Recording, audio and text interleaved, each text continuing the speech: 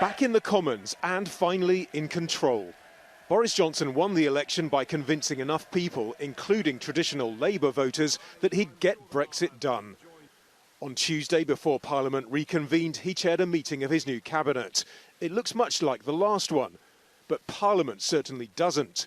And Johnson reminded his colleagues that in many cases, the public had, in his words, lent the Conservative Party their votes. It was a quite extraordinary, it was a seismic election, but we need to repay their trust and work 24 hours a day, work flat out to deliver. And of course, the first 100 days were very busy, 140 days or whatever it was. You may remember it was a very frenetic time. But you ain't seen nothing yet, folks.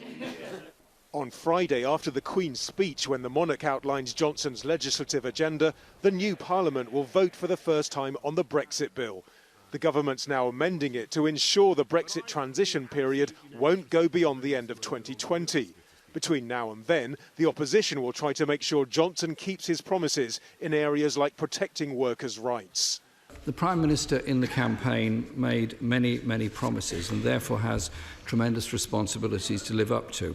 He'll be judged on whether he keeps those promises or not by the communities that he's made them to. Our job in the Labour Party will be to hold this government to account.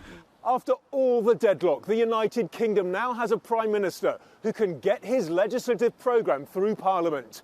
Of course, what we don't know is exactly what kind of Brexit he's going to deliver. There's been some speculation Johnson could go for closer alignment with EU rules than hardliners in his party would like. But with the new amendment, his room for manoeuvre is reduced. You have to remember that Boris Johnson resigned over the Chequers proposal, which Theresa May proposed, which was kind of not even really what we'd call a soft Brexit, but maybe a kind of medium Brexit. So, you know, his preference has always been for kind of as much divergence from EU rules as possible. So I think that his main aim is for a free trade agreement. With his large majority, Boris Johnson will be taking Britain out of the EU by the end of January.